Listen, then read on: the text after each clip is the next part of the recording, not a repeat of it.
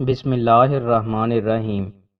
رسول اللہ صلی اللہ علیہ وآلہ وسلم نے ارشاد فرمایا، لوگوں کی امامت وہ شخص کرائے جو ان میں سے کتاب اللہ کو زیادہ پڑھنے، جاننے، سمجھنے والا ہو۔ بس اگر وہ قرات میں سب برابر ہوں تو پھر ان میں سے جو سنت کو زیادہ جاننے والا ہو۔ اگر وہ سنت میں برابر ہوں تو پھر ان میں سے جس نے ہجرت پہلے کی ہو، اور اگر وہ ہجرت کرنے میں برابر ہوں تو پھر ان میں سے جو عمر میں بڑا ہو۔ اور کوئی شخص کسی کی جگہ بلا اجازت امامت کرائے، نہ بلا اجازت اس کے گھر میں اس کی عزت کی جگہ بیٹھے۔ رسول اللہ صلی اللہ علیہ وآلہ وسلم نے ارشاد فرمایا، نمازی اپنے رب سے کلام کرتا ہے، بس اسے غور کرنا چاہیے کہ وہ اس کے ساتھ کیا کلام کر رہا ہے۔ ایک دوسرے کے پاس بلند آواز سے قرآن نہ پڑھو۔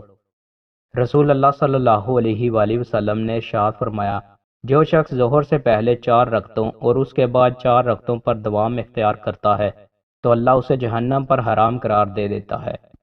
رسول اللہ صلی اللہ علیہ وآلہ وسلم نے ارشاد فرمایا، جب تمہارا خادم تمہارے لیے کھانا تیار کر کے لائے تو وہ مالک اسے اپنے ساتھ بٹھائے تاکہ وہ کھائے، کیونکہ اس نے آگ کی حرارت اور دھواں برداشت کیا ہے۔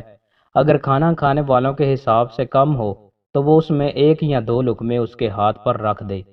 رسول اللہ صلی اللہ علیہ وآلہ وسلم نے ارشاد فرمایا، مسلمان کا بھائی ہے، نہ تو وہ اس پر ظلم کرتا ہے اور نہ اسے ظالم کے سپرد کرتا ہے۔